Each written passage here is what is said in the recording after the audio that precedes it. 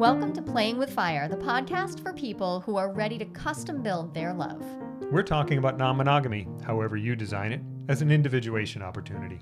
Want to leave the default and make your life spectacularly you? You're in the right place.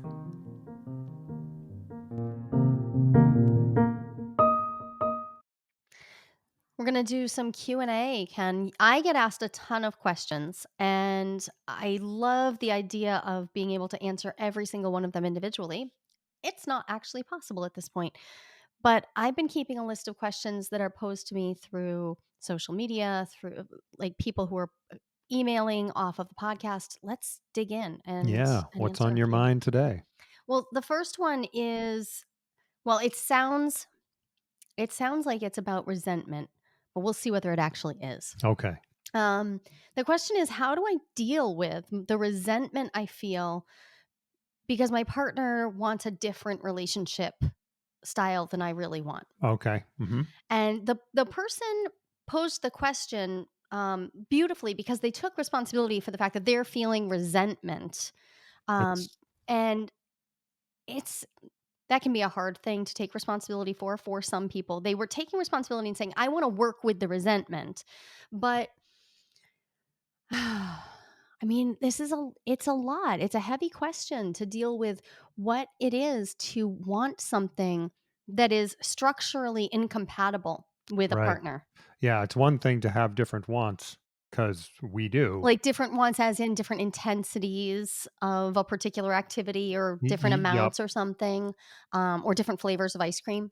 And right. And there are things that I want to do that you don't want to do, Yeah, sure. and vice That don't versa. cause a problem. So you go They to don't cause a judo and I problem. don't want, I just don't want to. So it's Right. fine. Have fun.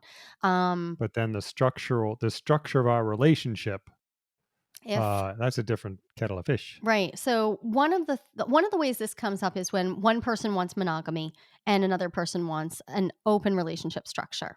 But this can also show up when somebody wants, like, I want to do my non-monogamy in this way. Like, Oh I yeah. want us to swing. I want us to go to parties together, always play together. Somebody else is like, actually, I'm really more into building deep relationships with other people. I'm looking for polyamory. I'm looking for relationship anarchy. Those are two very different ways to want this. Yep. And another place that this can show up is, well, maybe we're both okay with monogamy, but maybe our imaginations of what that means are pretty different. Ooh, okay. Yeah, that's a big one, right? And that one can produce plenty of resentment. Right. So, like, one of the ways I know this played out for you is being in a monogamous relationship. Um, you weren't in a monogamous relationship, but you were in a relationship where you were going through the whole like early childhood rearing years, and your partner had a partner, but you didn't have access to anyone. And I know you didn't want to upset the apple cart. You didn't want to like cause Yep. any extra trouble or put any extra stress on. So you were trying to get your sexual needs met in a relationship that didn't really have space for your sexual needs. Monogamy or any sort of situation where we feel like, hey, you're my only resource Yeah. for sexual Mhm. connection, right? That can bring in a really interesting piece of the resentment puzzle. Because if you are my only source of sexual outlet, what does that mean? Like, surely it doesn't mean that that person is obligated to provide me with sex. It can't. Like that, we have a word for that. It's rape. That's not cool. We're not like, no, Yep. That is not I do not it's consent not on the to table. condoning that. However, um, it calls into question what it means then to feel like you are building up resentment because someone else controls whether you get to have partnered sex. So, yeah. Because they're also saying, I'm not open to opening. And so now what? It's a tricky situation. So I like that this question starts with, what do I do with my resentment? Yeah. Because that actually feels like a more practical issue Yeah. right off the bat. Because if you've already had the, hey, could we open up conversations and gotten a no and accepted that answer as, yeah, okay, I got a no. You don't have to like the answer to decide, yeah, but I like my life. So I'm going to accept that answer. Now, personally, when I posited that to my first husband and he said no, I was like, okay, then the thing is we don't match up anymore. Like we just don't. Because This that's one of became a your options non-negotiable for me. as an autonomous person. Yeah. Yeah. But you found yourself in a situation where I remember you talking about how uh, you felt the level of control that another person had over your sex life. You felt it was almost normal. Like, it just seemed like that's the normal story. Like, you're a guy, socialized as a man, and it I remember your stories being like, "Yeah, I guess, yeah, she does get to control that." And that was before you'd gone through a lot of sex education, and Yeah, right. you hadn't Yeah. it wasn't a deeply reflective place, but I saw you take responsibility for that resentment buildup in some ways.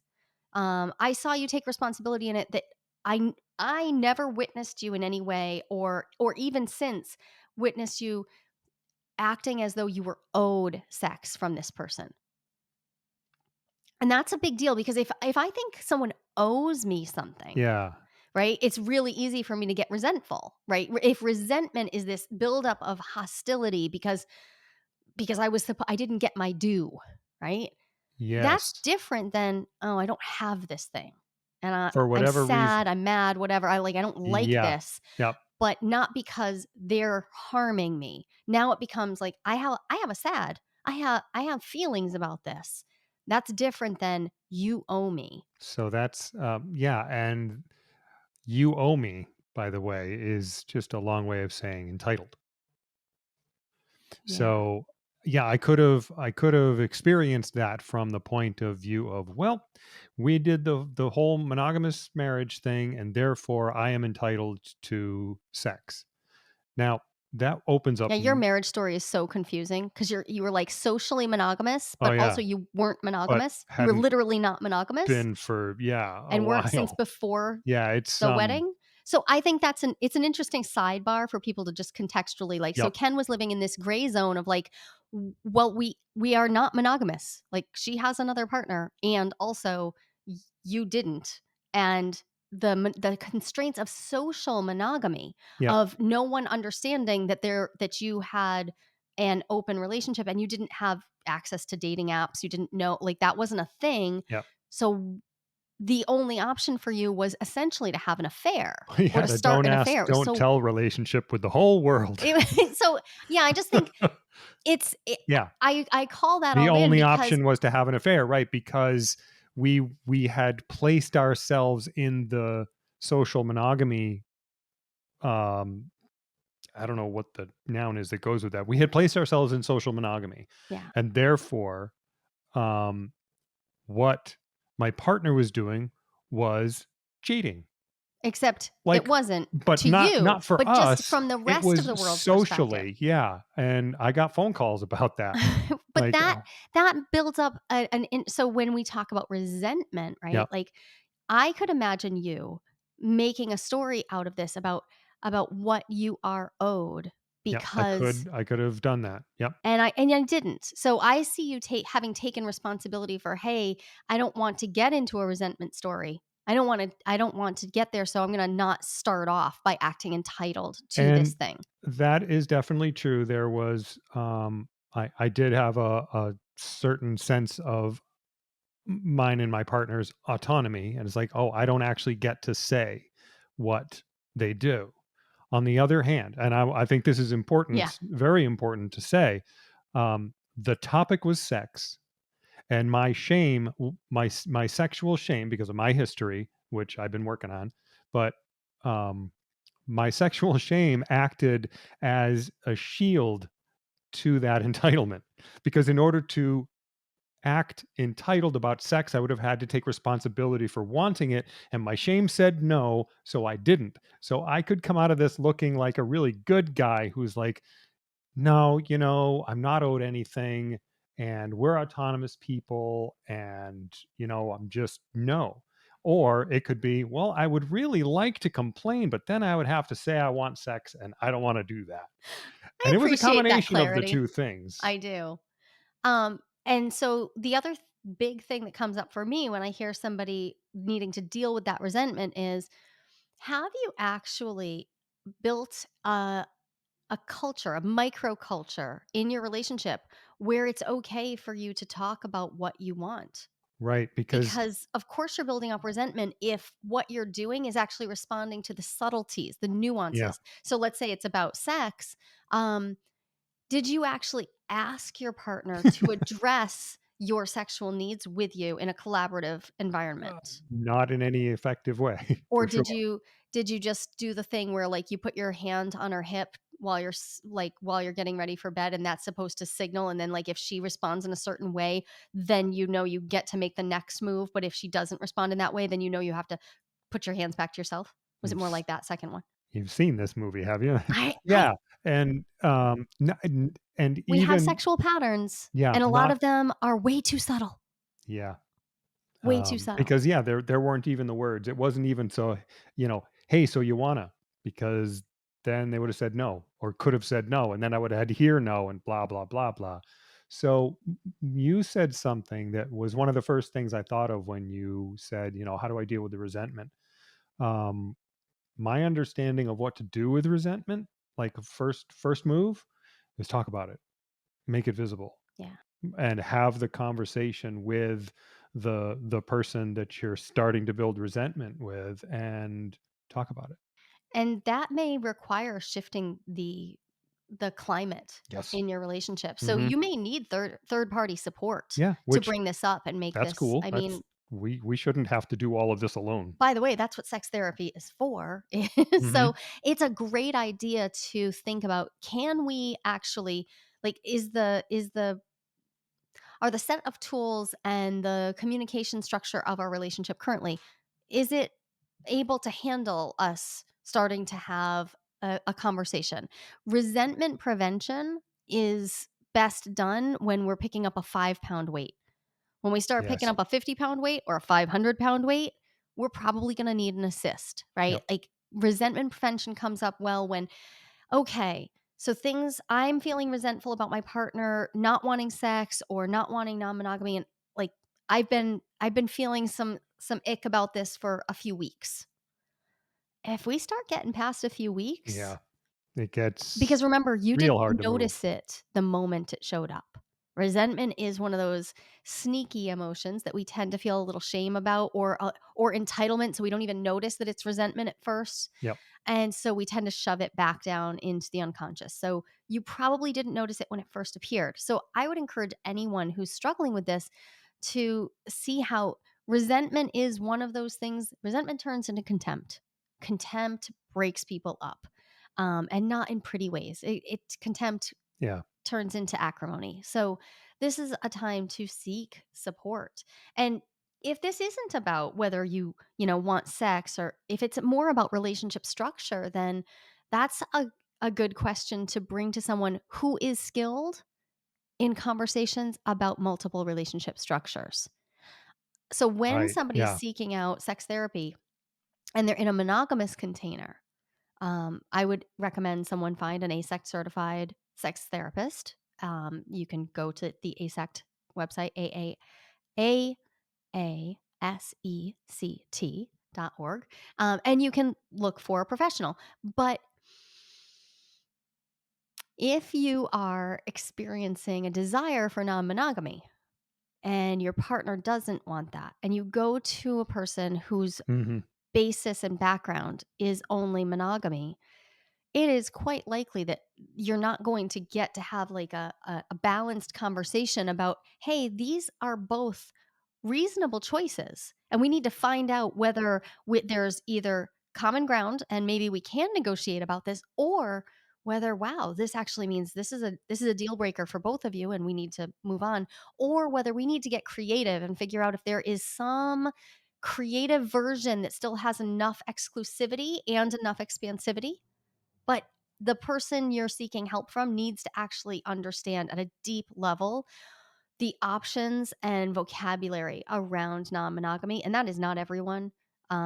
It is No, it's by certainly not. far not everyone. So I would just be cautious to over rely on a therapist who might be great at the things they do, but if this is outside of their wheelhouse, that's why I specialize. I specialize because it is it is too vast a topic, or like relationships on their own, let alone sexuality, too vast a topic for everybody to be an expert in everything.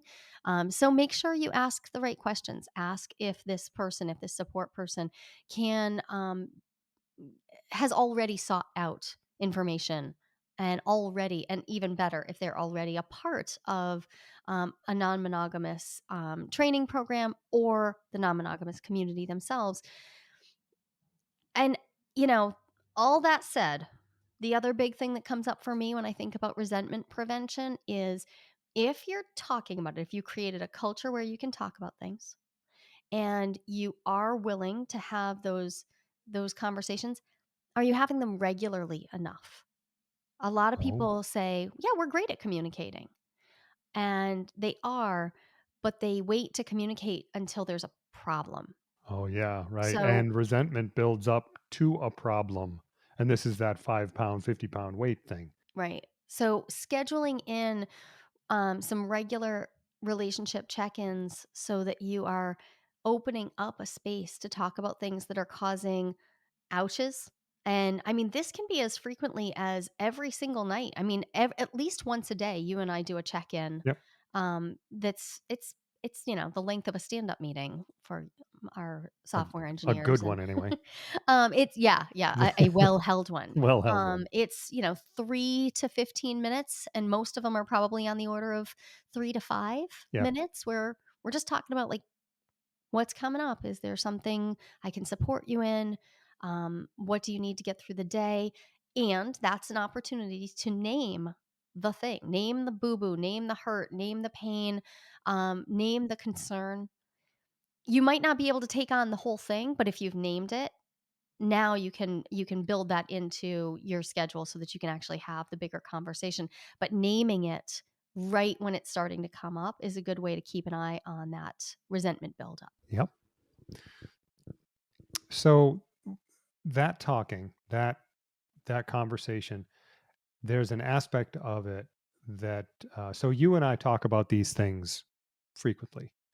And one of the reasons we can do that so well is because in addition to the culture of talking about things is a culture of acceptance of talking about, and I don't want to say this too strongly, problems. They're not always problems. Like they're just hiccups sometimes. Sometimes they're problems.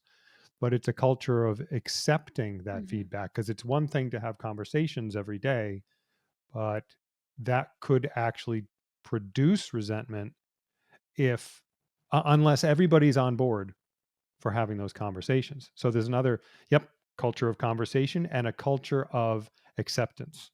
Yeah. Yeah, that's a great point to make. In my first marriage, having a daily check-in actually probably would have landed okay, but having the long relationship meetings that you and I have, Mm, the ones that go on for a couple of hours because we're deep diving into stuff, yeah, I don't think that would have worked. Um, I tried doing that a few times, and yeah, the person I was married to didn't have the bandwidth for that. And I've had partners since who they'll have long conversations, but they don't want to use the relationship as a psychological growth ground. right. And And you they got to get consent for that. I feel consent. very lucky to be in a relationship with you because you have consented to treat our relationship as this territory where we intentionally seek growth for our individuality as well as our togetherness. And that in itself is what prevents resentment. I mean, you do all kinds of things that piss me off, and you have all kinds of differences from me that annoy me that Yep. could build into Yep. resentment. But because we're committed to each other's growth at core, a lot of that goes it goes into a potential resentment bucket and then flows right back out, Yeah. because it is balanced with this immense gratitude Yeah. for Oh, all the ways you do show up. That Yeah, I mean, it's not about, "Oh, don't do this thing," or "Don't want this thing." It's about, "You know what? I see you wanting this thing. I see you having this need that maybe I don't feel like meeting, but wow, you meet me with so much." Okay, yeah. I mean, this is I usually say don't compromise in relationships, and what I mean is don't compromise your being, yeah. but Right. yes, you may have to compromise on what you actually do. If we're only getting one container of ice cream, Hmm. God, I hope you're compromising. Oh, I really hope you are. Well, that's interesting. So now I'm picturing there's this resentment bucket, which our goal of continuously, or whatever the word is, um, going in there and clearing it out as best we can, having the conversations, bringing it to Fail, light. fail. Fail. And then at the other end of the seesaw is the gratitude bucket, and we're trying to fill up Mm. so that the resentment bucket is easier to empty when the gratitude bucket is more full. That rings true to me, and I think about the ways that we have built gratitude into our relationship, and, somebody I was seeing last year, had a really high, like, high up there was a high gratitude level. It made relating so much easier, so much easier. When someone is deeply in gratitude, not just Mhm. for the things I'm showing up and doing, but just for like the world, like just for being like grateful for the food on their plate, grateful for the experiences we had together. It built again, added to the micro culture of like, what is this Yeah. relating? What is this relationship we're building? It was built on this foundation of like, yeah, wow. Wow, I feel that deep gratitude, and that made it easier to deal with the fact that, yeah, we didn't he and I did not see eye to eye on a lot of things. But there was something to build on from there. So, Anything else you want to add to this question and before we wrap it up? I think this is another one that resentment could I keep thinking something like resentment can be talked about concisely, but I think 20 minutes is about as concise as I can be. Thanks, Ken. There's no one right way to design your relationship. And lots of people, actually about 25%, according to a recent national survey, are interested in some type of open relationship. But how do you know if you are ready to open up happily? Not everyone is, and that's no problem. I've got a 60-second quiz that will give you the answer. And even better, you'll walk away with your next step, whether you're good to go or not so much when it comes to opening up. And this is no BuzzFeed nonsense. I personally designed this quiz from my years of academic research. Go to joliequiz.com. That's JOLIQUIZ.com, and find out if you're ready to open up happily and what to do if you are or if you're not.